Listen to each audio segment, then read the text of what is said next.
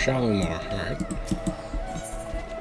Shalimar wishes a word with her favorite well-traveled literature.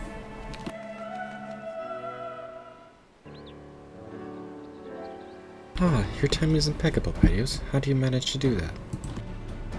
An intriguing job has been laid at our feet, and the client insists you to be up to the task. The client? Why? None other than East Eldonard Trading Company. So we're going to the east? A missive was dispatched from Kugane branch, rather than Lord Lorito's offices, but it nevertheless carries the piquant scent of moneyed interest. Care to give it a read?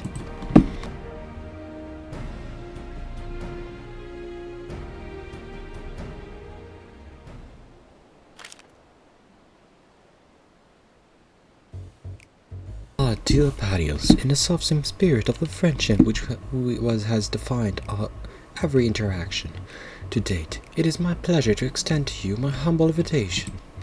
It is because of your enduring efforts to save the star that we may benefit from this rarest opportunity, for it is in the service to your noble quest to build a good ship, Ragnarok, that I was able to forge fruitful bond between myself and another of Hingashi's elites. This lord has been seen fit to grant me, a guest of my choosing, leave to go where few Ijin have tread, beyond the bounds of Kugane, to the sacred slopes of Mount Rokkon itself. I cannot overstate the significance of this gesture, nor the allure of the sights heretofore, unseen by Western eyes, nor is it an exaggeration to say that no one is more deserving of this boon than your magnanimous self.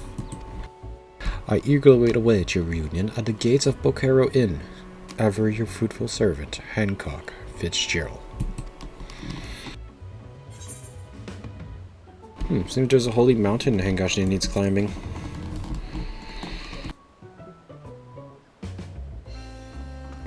Never thought the Hingans would crack open those gates. Gil talks to that's for damn sure. You'll be heading to Kugane then, I take it? Perfect, I'll send the word that you're on your way. Fair fortune and safe travels. You'd best come back with plenty of stories to tell, you hear?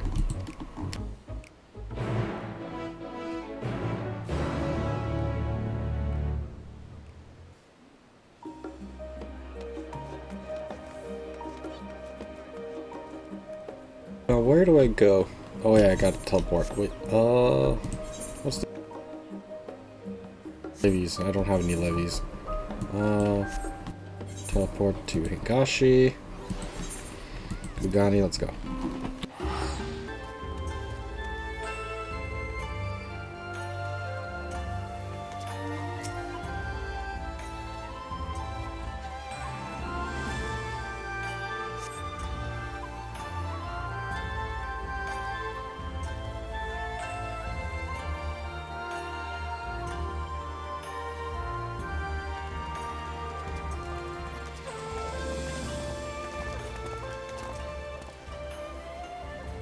Ah, my dear Patios, it gladdens me to see you returned to Eastern Shores.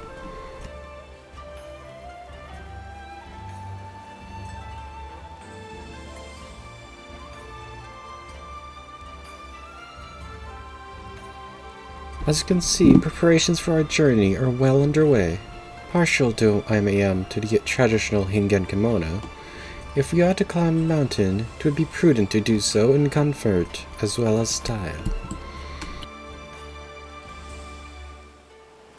But I presume you would rather discuss matters of greater import than my attire. Fear not, my capable associates are ready and eager to brief you on the challenge ahead.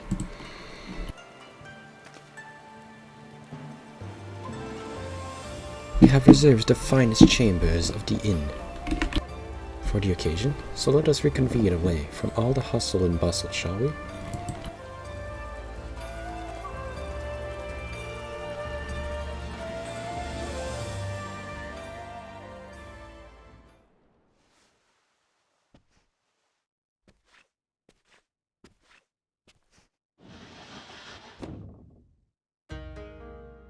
Master Hancock, Mistress Patios, we are most grateful for your aid in this matter.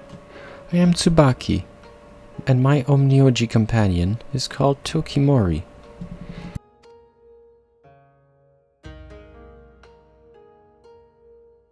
We are come to Kugane on behalf of Lord Uzumibi, who presides over Mount Rokkon and the surrounding lands. His lordship is one I mentioned in my missive. Hearing of my interest in the Far Eastern treasures, he knew at once that I would find the lure of the sacred peak irresistible. But I forget that you are not as familiar with these lands as I. Let us begin with the basics, and expand upon the finer points.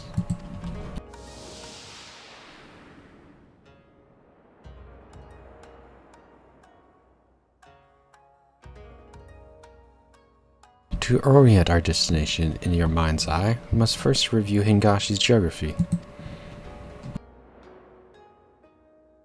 Of the many islands which comprise this nation, it is here on the western coast of Shishu where Kugane serves as our shining beacon of commerce.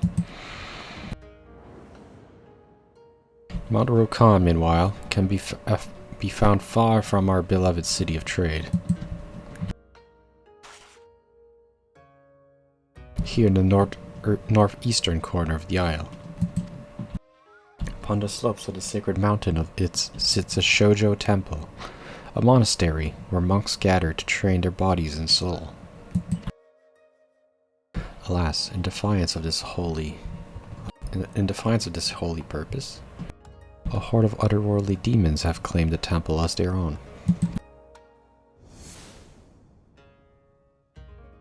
His lordship suspects that a collection of accursed treasures to blame for this infestation. In the Far East, you see, it's believed that well-preserved objects may come to possess living souls. These vessels, turned kami, are known as tsukumogami. That tsukumogami in turn may attract or even beget other spirits. These mononoke clearly have no regard for the sanctity of the mount, and so Lord Uzumibi desires a swift resolution. Compassionate soul that I am, I could not bear to stand idly by, but as men of wealth and influence, base altruism is beneath us both, so offered to aid his lordship in a manner befitting our stations, by brokering a mutual beneficial arrangement. Simply put, should I find a way to rid the mountain of the Mononoke, I may lay claim to any accursed treasures that I find. One man's trash is another man's takaramono. Hingen for treasure, by the way. Ah, and here, my friend, is where you come in. During our jaunt to the mountain, you will serve as my bodyguard and slay any monstrous Mononoke we encounter. In exchange, you shall become one of the blessed few to bear witness to the wonders and terrors of Mount Rokkon. A fair deal, yes?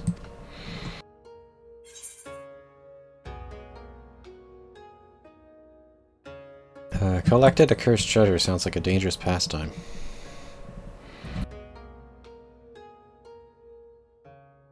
Your concern for my welfare is enduring but unwarranted.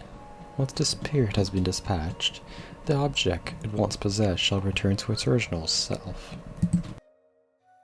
Of course, if an object from my prospective collection were to possess me, you are welcome to violently exorcise it. It provided my personage remains unharmed, that is. In any event, let us cross that proverbial hashi when we come to it. Now that the matter of Patios' participation is settled, will I inquire as to the current owner of these items, Mistress Tsubaki?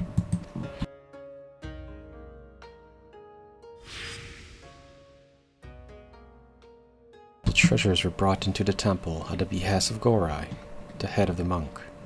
Though his disciples doubt not that his intentions were pure, his actions have brought them great misfortune. Like you, Master Hancock, Gorai was an avid collector of antiques, and claimed that the Tsukumogami who dwell within them ought to be worshipped. Driven by this fervent belief, he purchased all manner of items he deemed worthy of veneration.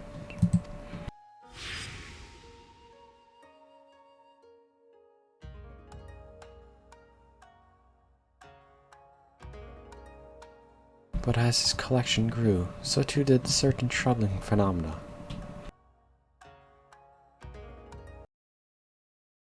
For their lives, the monks had no choice but to flee their home defiled by demons. We could not allow the scourge to spread further, and sent our strongest warriors to slay their fiends, but few returned, knowing that victory could not be attained by our forces alone.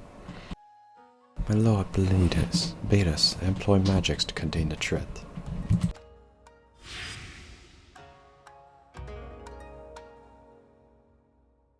Tukimori is one of valiant few who returned from the temple. This thanks to his diligent reports that we know aught of Mount Rokkon's present state. Our orders were to find Gorai and convince him to part ways with his treasure. But our pleas fell on deaf ears. He was like unto an animal. I suspect any semblance of reason had left him.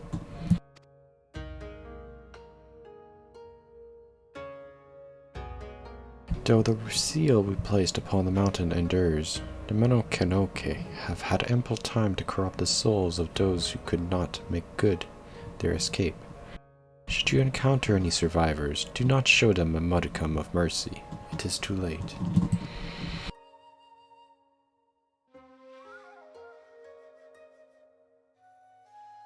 We have prepared our strongest falcons. Their keeper shall await you by the Bokusen Springs, and will summon the birds once your preparations are complete. A word of caution. The falcons fear the Mononoke and will refuse to fly close to the temple. They shall bring you to the foot of the mountain, but to no further. Beyond that point, you will have to climb.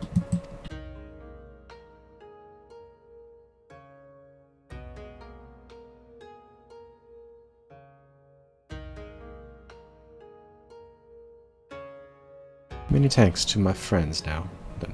If we are to depart soon, I think it's best we feast to our heart's content. One cannot slay demons on an empty stomach.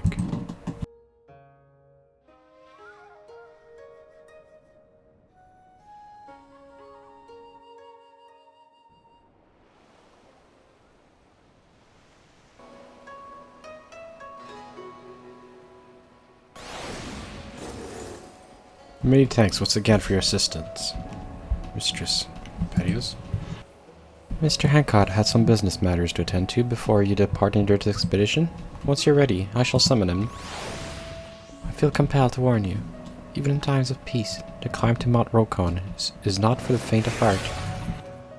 I suggest you procure sufficient provisions, if you have not yet done so, and ensure that your equipment is in working order.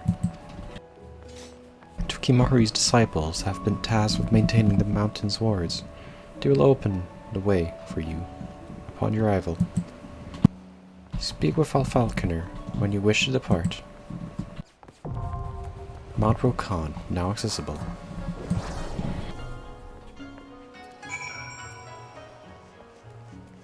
Where's our falconer? Oh, there it is. Okay, let me check my stuff here.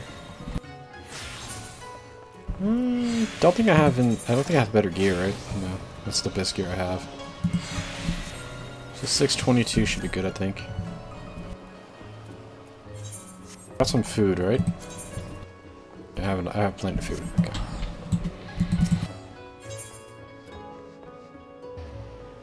Requirement. Average item level 605. Item level sync is 667. 665? Holy fuck. Okay. 665 is the item sync. It's probably gonna be the max item level for like the end of the expansion, right? 'Cause I don't think you can get 665 at this point. I don't even think we have any 665 of equipment released.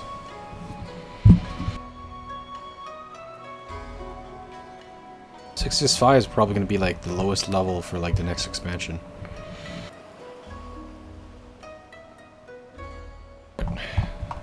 Oh yeah, my favorite action. Rampart. Yeah, Rampart on that one. Because the Rampart is a tank skill, right? Reduces damage. Yeah, that's good. That one's the one that does damage, right? And what's this one? Provoke nearby? No, I don't need the provoke. Only the tank needs to provoke. I don't need provoke. Build party matching. Yeah, we could do that. Alright. Let's register for duty.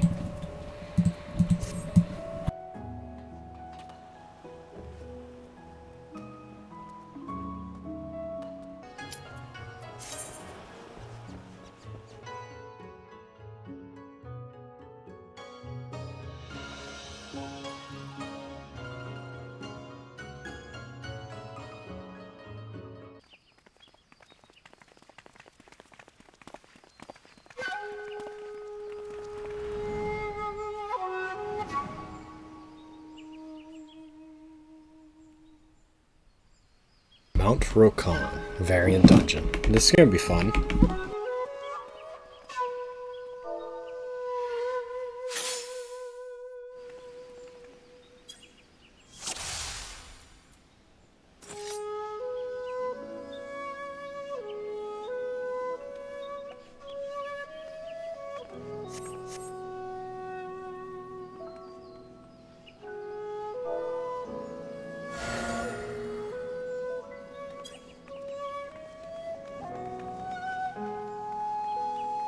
Slide, okay. I can do any path. Alright.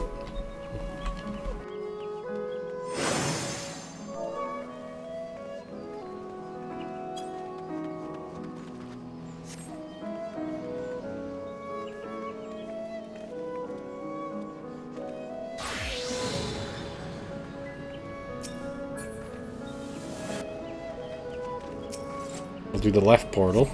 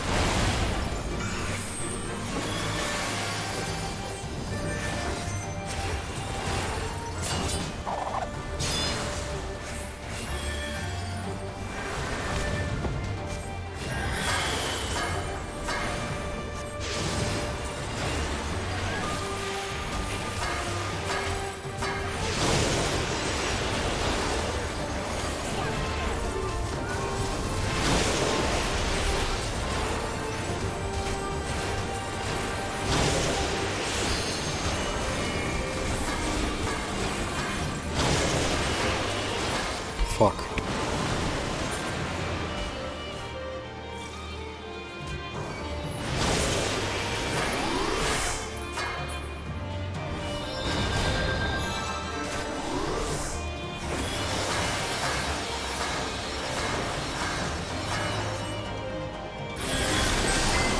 Oh shit, seriously?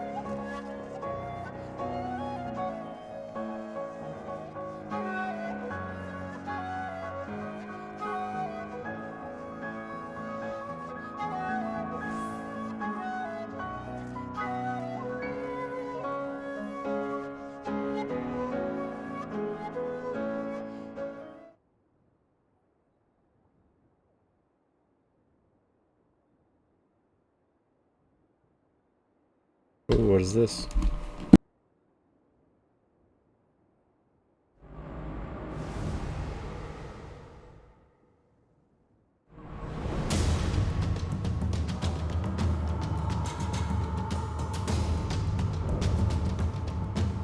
Moko the Restless, Mononoke.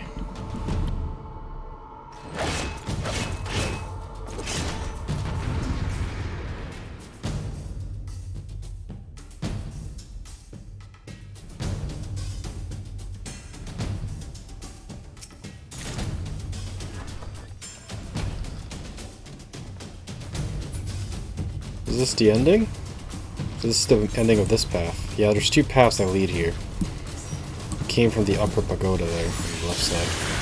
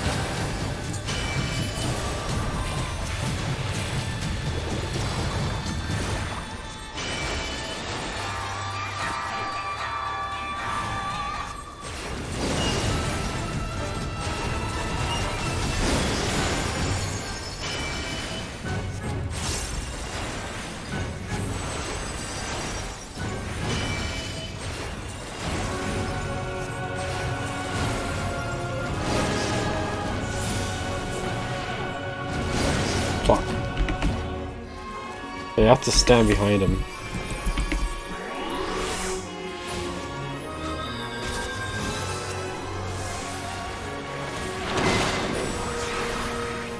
Oh shit.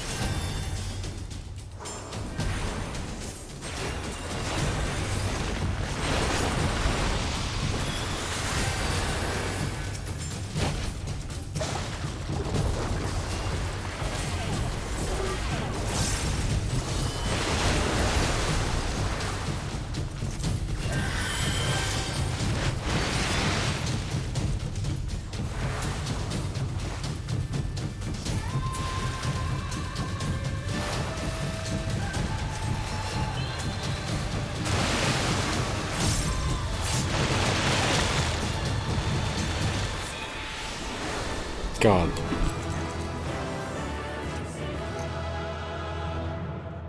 Excellent work.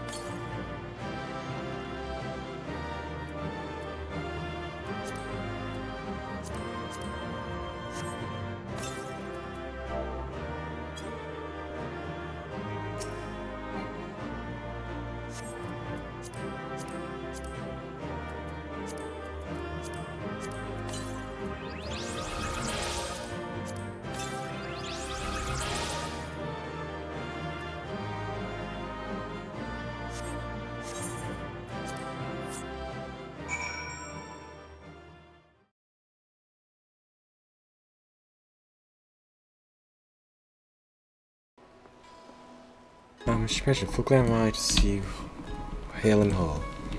I espied Mr. Hancock's falcon in the distance, but its movements appeared awfully erratic. We can but only hope they land safely.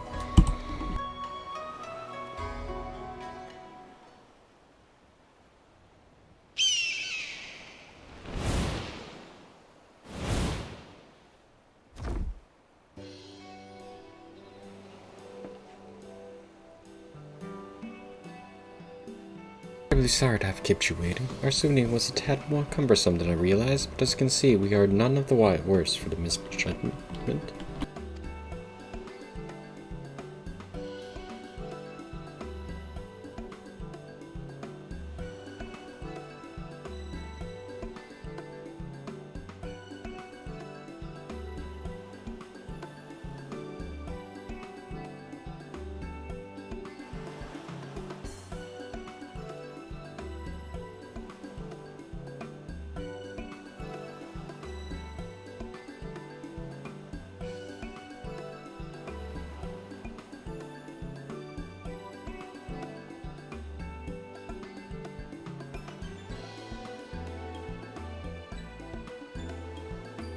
Indeed, Master Hancock, my lord will be pleased to hear of your return, and your success, I presume. It was Petio's victory as much as my own, but then I knew a few demons would be no match for a slayer of gods.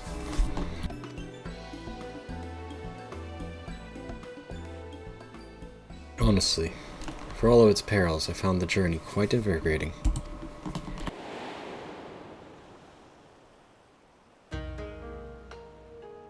The pagoda's architecture, nothing short of divine, a masterpiece wrought from timber of the ancient forest, a treasure unto itself. Kugane works may possess a similar charm, but even an Uldan such as myself could see that it was in the class of its own.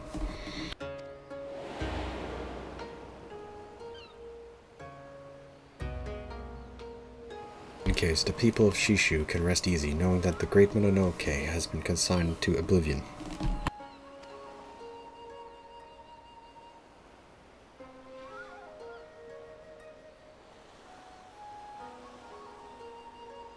We, my friend, have malms to go before we sleep.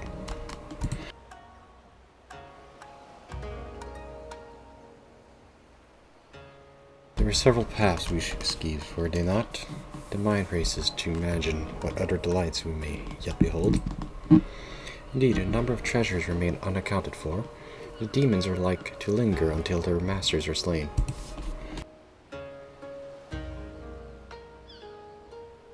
Precisely, but take heart, Mistress Tsubaki, for Patio shall not rest until these villains trouble the small folk no longer. She shall sally forth again and again until the treasures which strewed them hither have been secured, and my new collection is complete.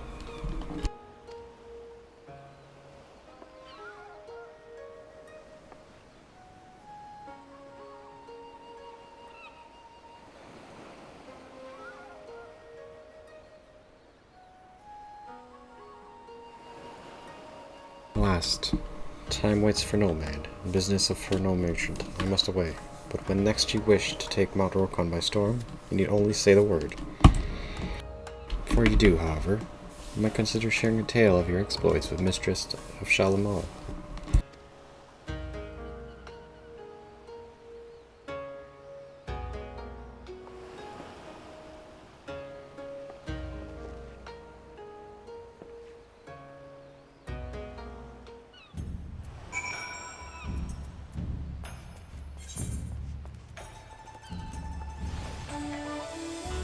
I was wondering when you'd be back. How was your adventure in the Far East? I doubt fare well against demons, but I do like the sound of that mountain. That I had an assignment like that. Bah, no need to be him in my later presence. I suspect Osmond's been waiting for you. Go ahead and tell him of your tale. I guarantee he'll love every word of it.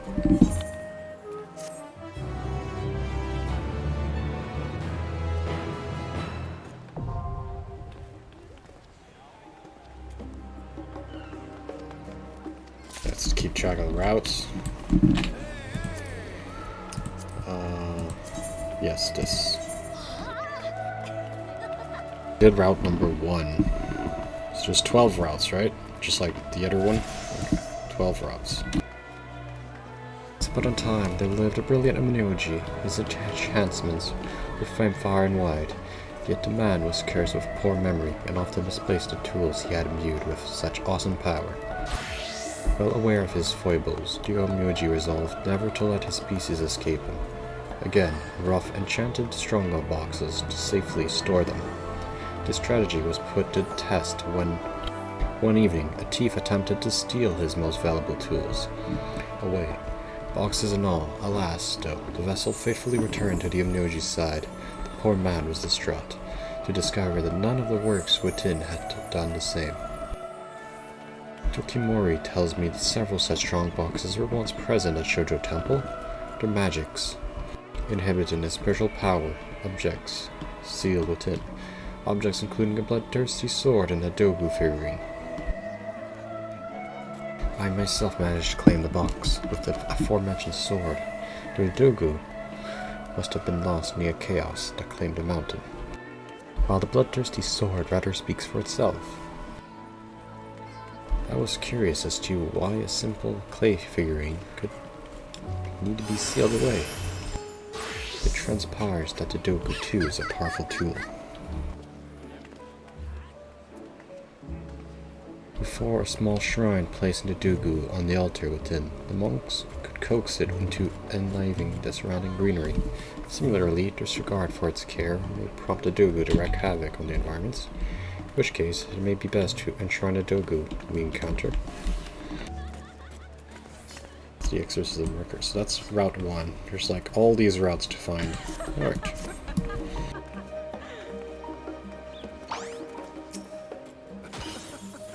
How far your adventures? Do you happen to have any you'd like to share? Mount Rokkon?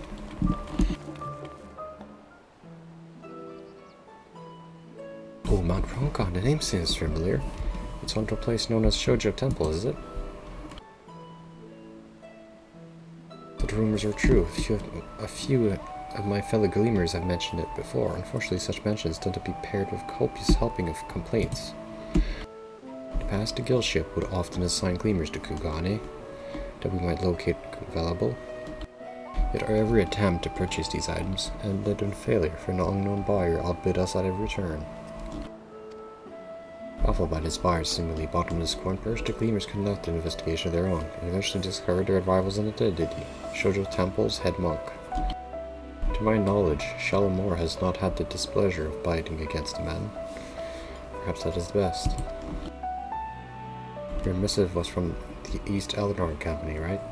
Were you privy to some manner of dealings?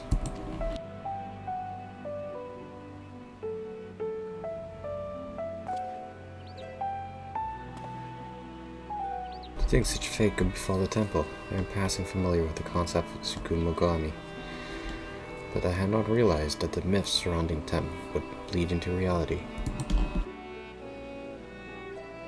Having been to a place of worship much of its history, the mountain and its surrounding environs were likely rich in Aether.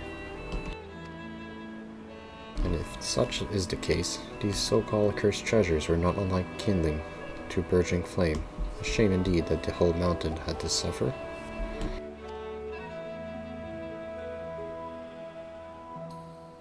Ah, but this tragic tale must not be told in writing.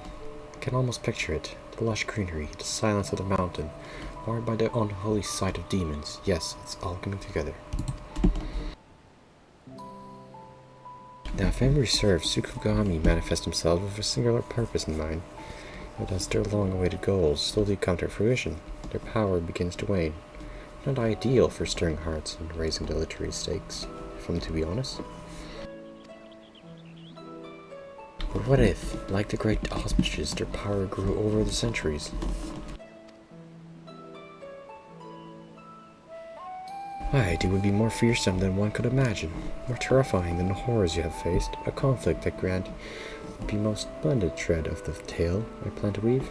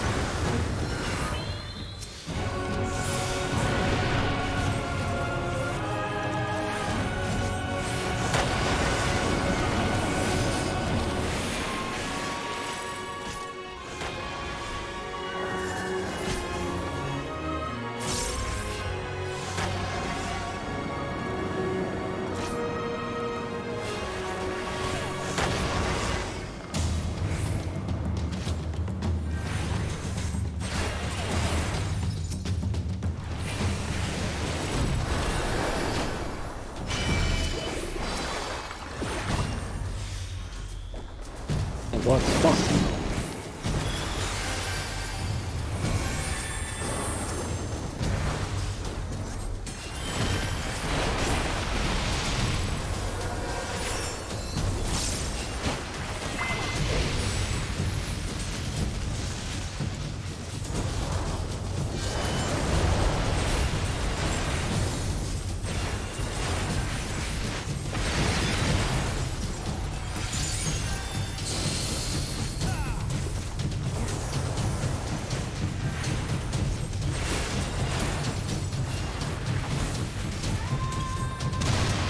Fuck.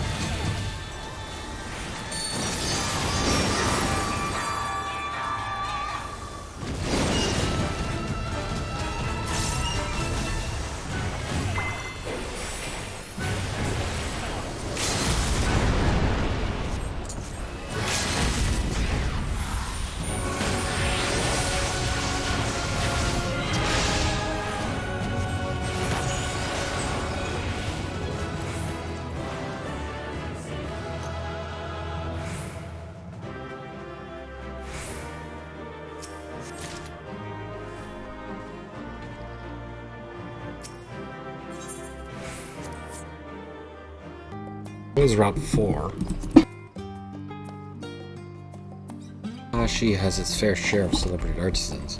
Few tales stoke the flames of a journeyman's ambition, like that of Nanakusa, whose blade in the image of the four lords saw him rise from a humble village blacksmith to renowned forge master. Having been to the business end of the sword representing Suzaku and Seiryu during a confrontation with Moko, the restless to their fine, fearsome quality I can attest. Though I have not yet had the pleasure of an introduction to Byakko, inspired by Hakute, it in particular is oft spoken as a weapon to the rival one of the greatest Star has to offer to swell. Following his rise to prominence, Nanakusa established a forge near Mount Rokkon. According to Mistress Tsubaki, many an aspiring smith followed his footstep, and northeastern Tsushu has become something of a heaven for of these masters of the forge and flame. Naturally, they revere the kami of fire and celebrate their god by way of various spectacular matsuri. The most prominent of these, its name roughly translating to Festival of the Three Lanterns. Local blacksmiths seek to imbue the works of the past, present, and future with the fire of kami's power through the lightning of a trio specifically crafted lanterns. Of course, this temporal symbolism is only one aspect of the number tree's significance. So number tree is important. I'll have to remember that.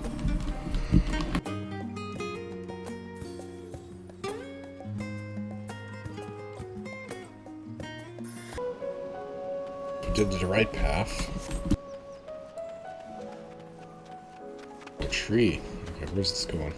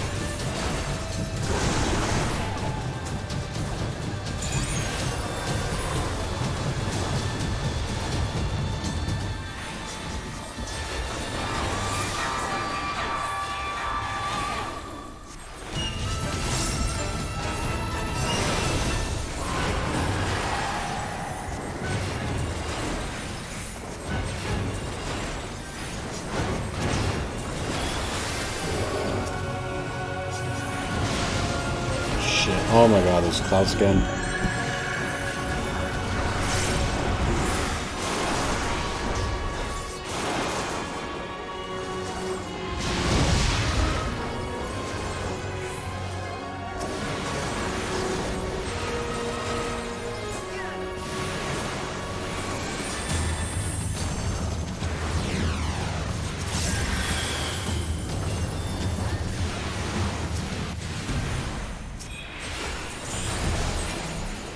Whew, God.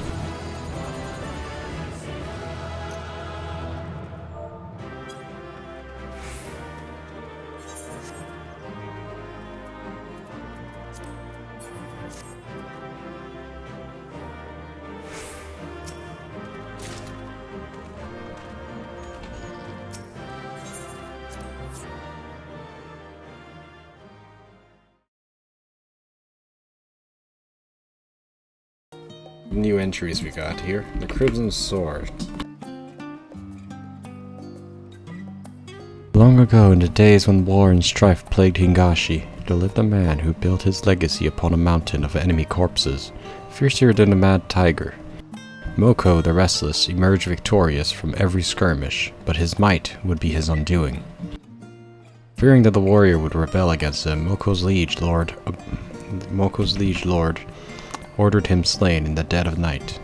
The deed was carried out with Moko's own blade, which, having cleanly severed its master's head, soon began to burn red.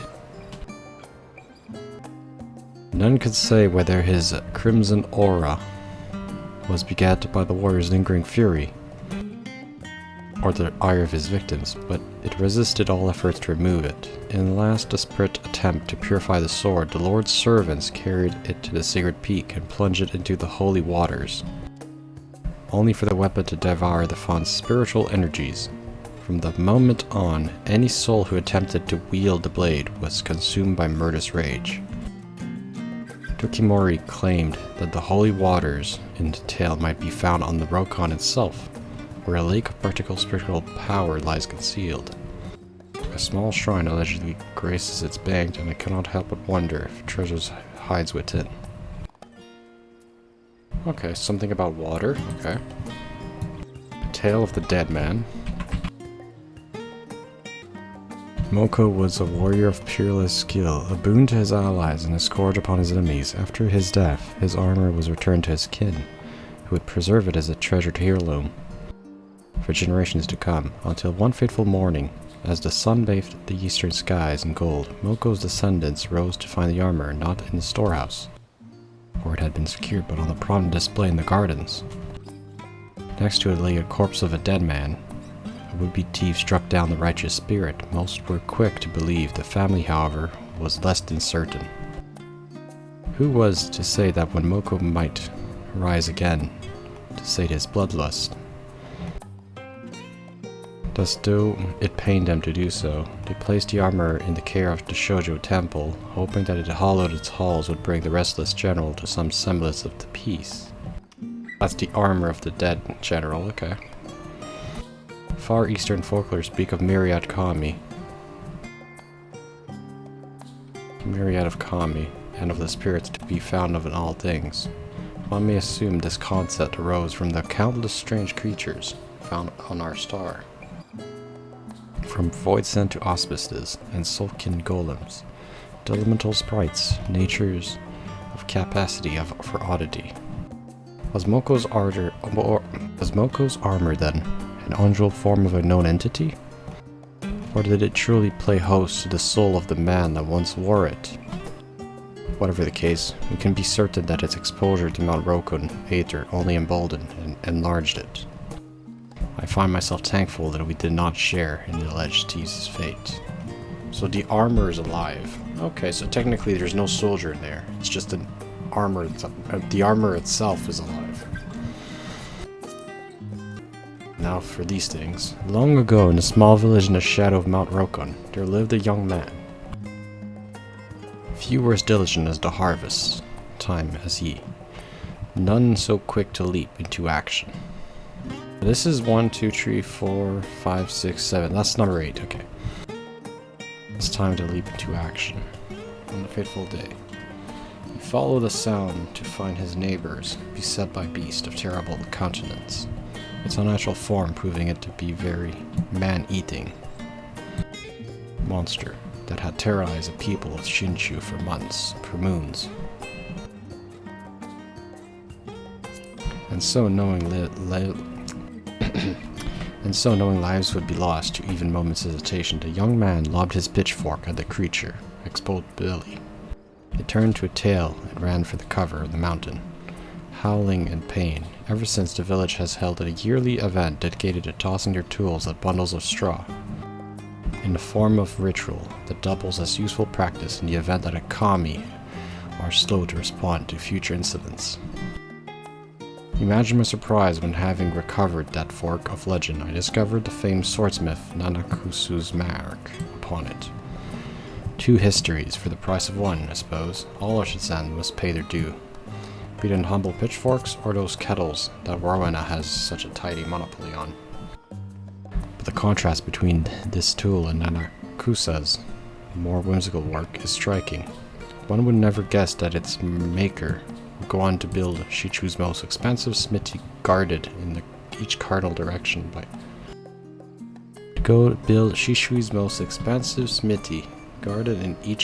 direction by statues of the 4 lords. Interesting.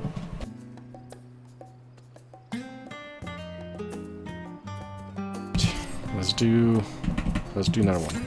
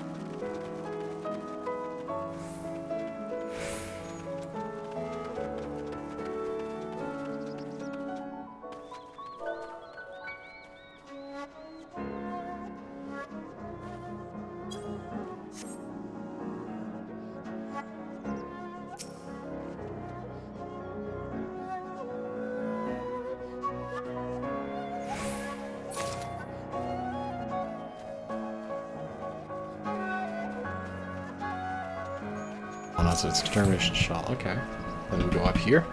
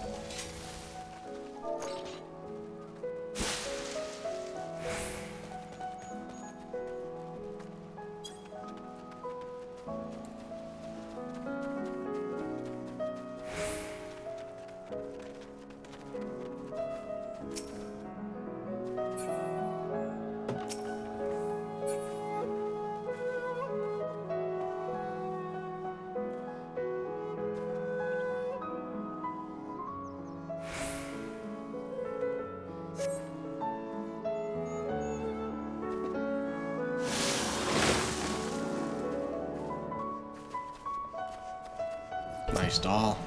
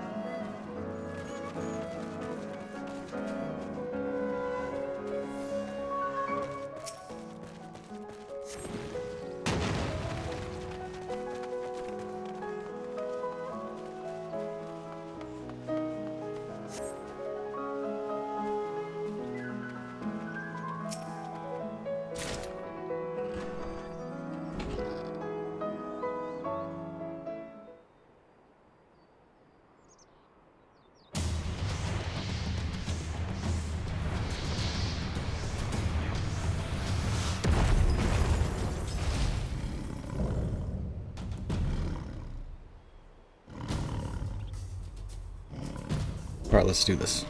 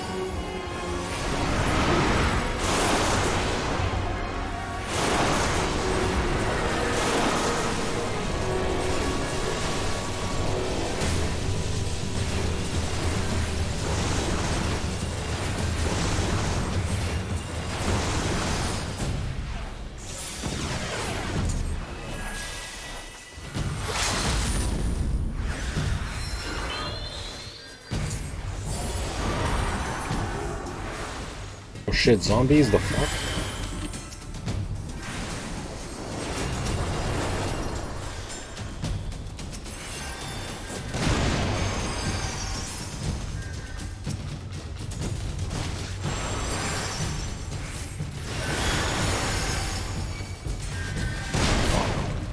Got wiped here. Shit.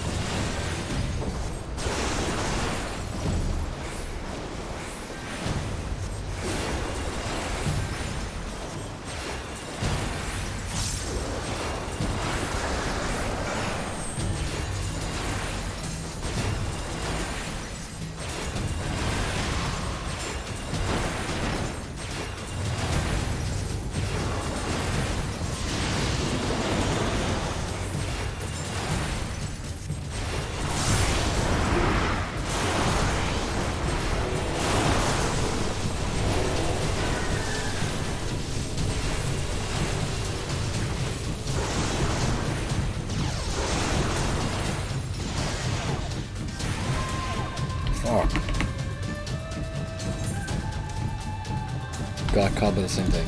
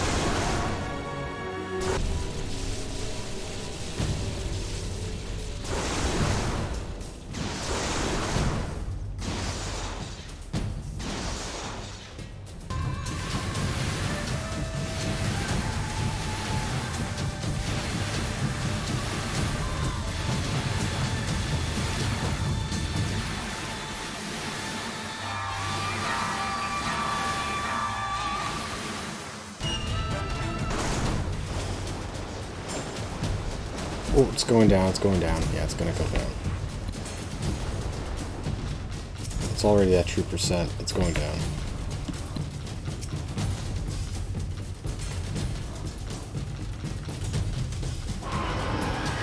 Just need to let him break it. Destroy it.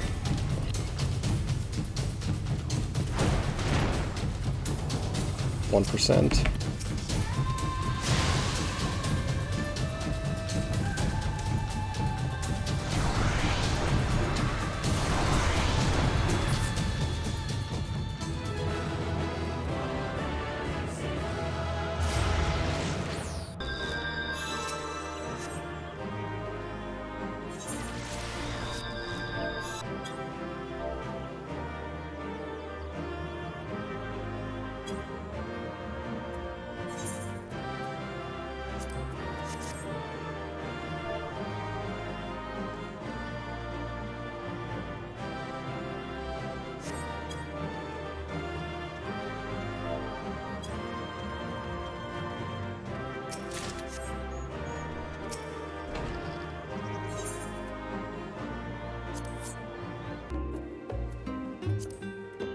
Of silence. Aesthetics have long availed themselves of Mount Rokkon's solitude to train mind and spirit. This day was no different. The breeze was still, the trees silent, and a monk of concern to our tale was deep in peaceful meditation when he heard the rustling of grass. Rousing from his contemplations, he opened his eyes to see who had business of such import as to entrap his tranquility. Came face to face instead with a twisted beast. If its form left any doubt to its identity, the weapons lodged in its flesh confirmed that it was Shishio, king among Nu, and terror of the small folk. Though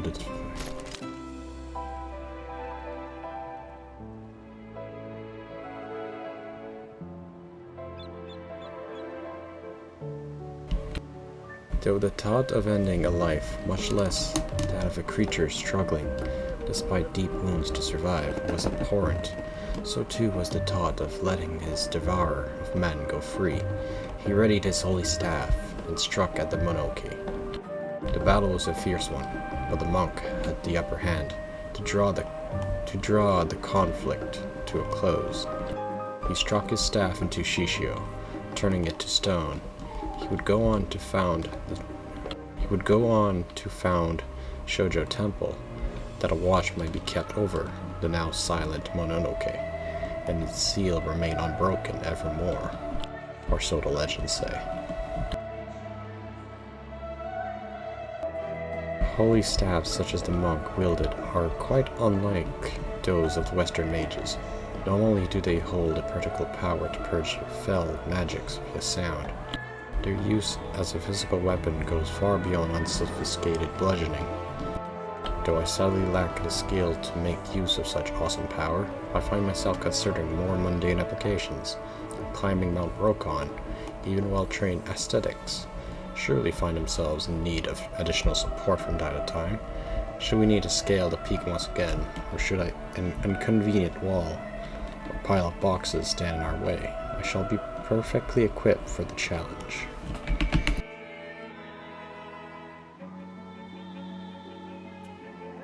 Alright, that was Mount Rokkon exorcism. There's still like 1, 2, 3, 4, 5, 6 left. There's a lot more rounds left. Alright, we'll continue this next time on more Final Fantasy XIV.